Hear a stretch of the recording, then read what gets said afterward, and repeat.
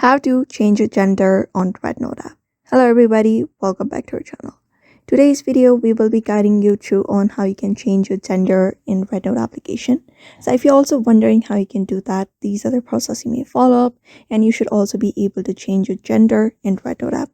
So first of all, go ahead and launch your Rednote application into your device. After that, if you're logged in already, you can go ahead and tap on this Me tab at the bottom right corner of the screen and head over to your profile page.